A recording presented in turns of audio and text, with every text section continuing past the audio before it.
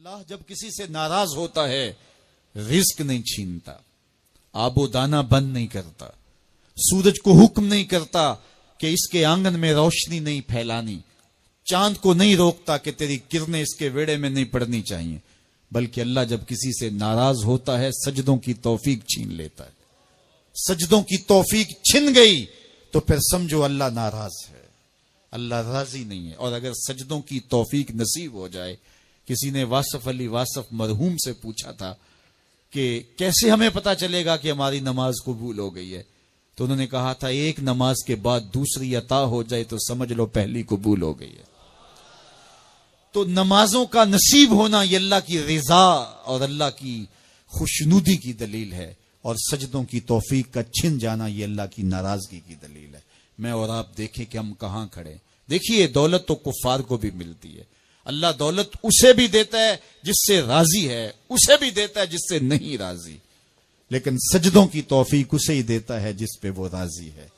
تو 5 گانا نماز شعار زندگی بنا لیجئے، نماز قضا نہ ہونے پائے۔ قیامت کے دن بے نمازی اس صف میں کھڑا ہوگا جس صف میں نمرود کھڑا ہوگا، جس صف میں حامان کھڑا ہوگا، قارون کھڑا ہوگا، شداد کھڑا ہوگا۔ مجھے بتائیے ہم میں سے کوئی یہ گوارا کرتا ہے ہم اس صف میں کھڑے کر دیے جائیں جہاں دشمنان خدا کھڑے ہوں؟ آج کوئی نماز پڑھے یا نہ پڑھے، حشر کے دن حکم ہوگا کہ اللہ کے حضور سجدہ کرو، ہر کوئی سجدہ کرنا چاہے گا، جو نہیں پڑھتا وہ بھی کرنا چاہے گا، لیکن بے نمازی کی کمر اکڑ جائے گی، وہ آرزو رکھنے کے باوجود سجدہ نہیں کر پائے گا۔ قرآن بتاتا ہے کچھ لوگ جہنم کو دھکیلے جا رہے ہوں گے، انہیں کچھ لوگ پوچھیں گے ما سلککم فی سقر، تم جہنم کو کیوں جا رہے ہو، کیا ہوا تمہیں؟ تو وہ جواب میں کیا کہیں گے؟ لم نکو من المصلین، ہم نماز نہیں پڑھا کرتے تھے۔ سب سے پہلا حساب قیامت کے دن جو بندے سے لیا جائے گا وہ نماز کا لیا جائے گا۔ پہلا سوال بندے سے یہ ہوگا۔ یار چڑیاں بھی رب کی تسبیح بولیں اور اشرف المخلوقات سویا رہے، جب صبح کا وقت ہوتا ہے حشرات الارض بھی بلوں سے نکل کے رب کی تقدیس کے ترانے پڑھ رہے ہوتے ہیں، درختوں کی شاخوں پہ چڑیاں پرندے وہ بھی اللہ کی تقدیس کے ترانے پڑھ رہے ہوتے ہیں، حشرات الارض بھی اس کی تقدیس کے گیت گا رہے ہوتے ہیں، اور اشرف المخلوقات خراٹے لے رہا ہو، اس سے بڑی بد نصیبی کیا ہو سکتی ہے؟ آئیے 5 گانا نماز شعار زندگی بنا لے۔ اس مجلس میں اگر کوئی بے نمازی ہے تو آج عزم مصمم کر کے یہاں سے لوٹے کہ آج کے بعد نماز نہیں چھوڑوں گا، اور اگر آپ 5 گانا نماز کی عادت رکھتے ہیں تو آپ کو مبارک ہو، لیکن یہ عزم کر کے جائیے اپنے گھروں میں، اپنے اعزاء و اقرباء اور اپنے دوستوں میں اس زور سے تلقین اور تاکید کریں گے نماز کی کہ وہ پکے نمازی بن جائیں گے۔ بندہ بندگی سے سجتا ہے، زندگی آمد برائے بندگی، زندگی بے بندگی شرمندگی۔ اگر زندگی میں بندگی نہیں تو زندگی کے پلے ہے کیا؟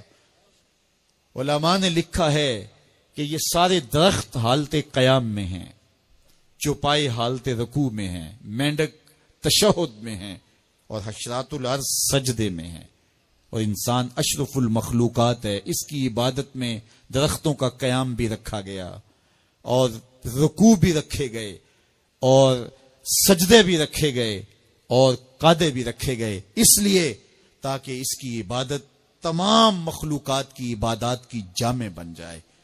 لیکن یہ اس کے باوجود اللہ کے حضور سجدہ ریز ہونا پسند نہ کرے تو بتائیے کیسے رحمتیں اس کے اوپر اتریں گی؟ خوش نصیب تو وہ ہیں جو 5 گانا نماز ادا کرنے کے بعد تہجد بھی قضا نہیں ہونے دیتے، سجدوں سے اللہ کے حضور حاضری پیش کرتے ہیں۔ سب سے زیادہ بندہ اللہ کے اس وقت قریب ہوتا ہے جب سجدے میں سر رکھا ہوا ہوتا ہے۔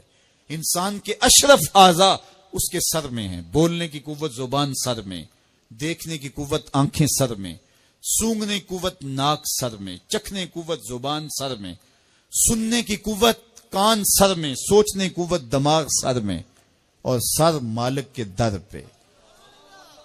ناک بھی رگڑ رہا ہے، پیشانی بھی رگڑ رہا ہے، اور زبان سے کیا کہہ رہا ہے؟ سبحان ربی الاعلی، مالک مجھ سے نیچے کوئی نہیں، تیرے سے بالا کوئی نہیں۔ انسان کو بندگی کا ذوق جب نصیب ہو جاتا ہے، جب اس کے حضور بندہ جھکنے لگ جاتا ہے تو پھر وہ کسی کے آگے نہیں جھکتا۔ وہ ایک سجدہ جسے تو گراں سمجھتا ہے 1000 سجدے سے